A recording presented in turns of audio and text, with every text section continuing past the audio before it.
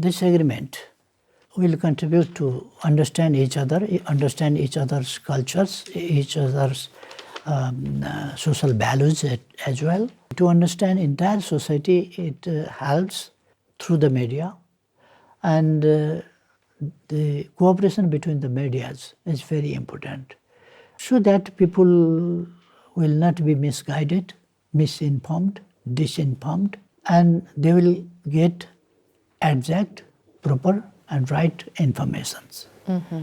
This is very important. In different levels and different types of exchanges, they can contribute to develop friendly ties of our two countries and two societies. Firstly, under leadership of President Xi, China developed very fast.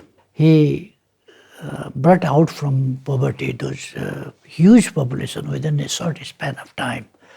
That is very unchallengeable and unprecedented history. President Xi developed in all spheres of life, social life, economic development, development and well management of statecraft, mobilizing his party as well, perfectly. And I found people are happy. In this regard, his leadership is very successful.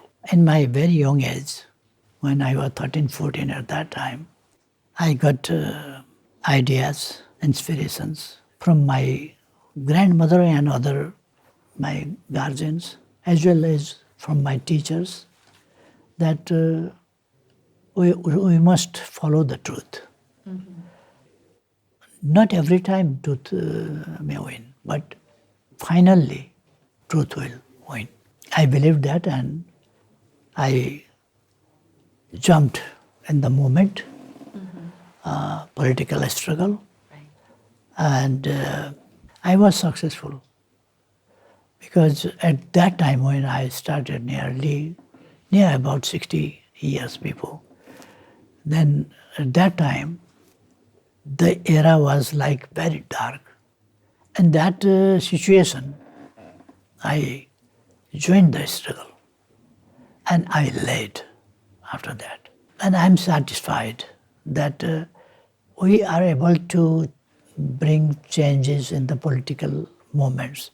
And we change the political system, monarchies topple down, according to our situation we did. But rest, we have to achieve economic development and other aspects, social development as well. The important thing was the friendship shown by the President Xi to me, and through me to Nepal. The friendship is most important thing. If there is friendship, then everything is there. Talks between me and President Xi were very fruitful to develop our friendly ties between our two countries, as well as for the cause of international poverty alleviation, etc., and international development, economic development, and for global peace as well. Our friendship is old friendship since many years, beyond the history was begun perhaps. At the present times, our friendship is developing each and every day, and multidimensional development of this friendship is important. And there are economic, political, cultural, social, and environmental questions and others as well. Issues we talked were very important for our two countries, our relationship, and for other countries as well. His visit to Nepal in 2019 was a historical one. It created a new history. It created like a milestone on the relationship of between our two countries. His visit proved that he is a genuine good friend of Nepal, and China is a really trustworthy, friendly country to Nepal. All are important. Because if economic development is not there, other type of security, without economic security, nothing can be so good. Hungry people can do anything. Economic prosperity is the first. We want to make the people happy. To be happy, each and every person of the world must feel that he or she is safe. There must be justice. There must be equality. That will lead to the peaceful world, prosperous and happy. And safe for somebody, unsafe and always living in fear for others is not a situation of peace. For global peace also, should China's efforts on these questions, internal and external, justice and peace. These slogans and these actions, these practices, I love, I like. Well, actually, your visit this time to China. Our slogan is, and our policy is, friendship with all and enmity with none. We have no enemies, we have friends. In whose eyes, that is the question of their own eyes, how they see the things. As a sovereign country and politically independent country, we are free to decide our internal and external policy matters. And we are free to implement, like other countries. Which media's attitude is what? We are not guided by those media's comments or anything. We are guided, firstly, by our national interest. Secondly, we are guided by justice. We follow justice. We do not care what others say, but we know well that what we have to do. We have friendly ties with China. And Nepal and China are old friends. And continuously our friendship is developing, deepening, widening, and it will go ahead in the same way of the strengthening and widening.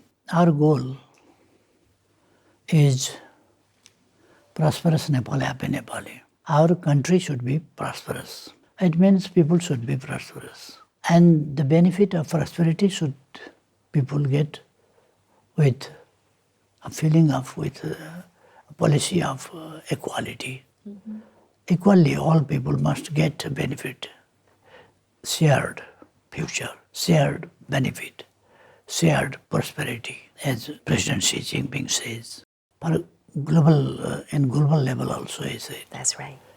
And BRI is for that. And there are development initiatives and others as well. And we are part of that also. And in Nepal, I proposed prosperous Nepal, happy Nepali. This slogan is not just slogan, but it is aim of our entire work. The meaning of happiness are two. One, immediate happiness. Like if somebody gives a flower to somebody, then he or she can be happy, but that doesn't last longer. We need biological and humanitarian fulfillment of those needs, one thing. Second, prosperity. We must get that, genuine desires of people.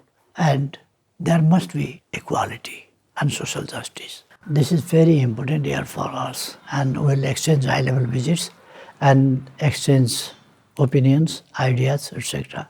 As well as we'll exchange what we can do for each other, to supporting each other. We'll celebrate from various or many ways, organizing different programs, exchanging different programs to develop our bilateral ties in the level of government and in the level of people to people relations. China has declared that visit Nepal year for 2025 to develop, to contribute in the development of Nepal's tourism sector. Right. And it is very important. And this year, coming year, will be a year of like a milestone. It will live a new history. It will develop. Sometime before, I addressed to the Beijing University, where the May 4th movement was started. A new democratic consciousness and commitment was started to change China from a feudalistic one to modern and developed China, prosperous China, with happy Chinese people. The establishment of the Communist Party in 1921 was the most important turning point in the Chinese history. And after that, it concentrated all efforts for economic development. Now, getting success perfectly. It is multidimensional success. So far, I think China's development is complete and comprehensive in the field of education, in the field of health, in the field of economic development, in the field of infrastructure, in the field of modern science and technologies development, and modernization of entire society in the field of agriculture, in the field of industry, in the field of trade and commerce. High-level visits itself is an achievement itself. We had high-level exchanges with the President Xi Jinping and were very good and fruitful. We reached in conclusion that we signed some 9 about 10 agreements. Right. That is very important under the BRI. BRI is a project which is to share prosperity and to support other countries also who are left behind. It's a good program, very important program proposed by China. Very many countries are now embraced in this project, and Nepal also is inside this program, the part of this program. So many development projects and others and financial supports agreements were made yesterday. This morning I addressed Beijing University. Yes. So that was another important program, and so far I think this visits outcome are very excellent, very fruitful visit.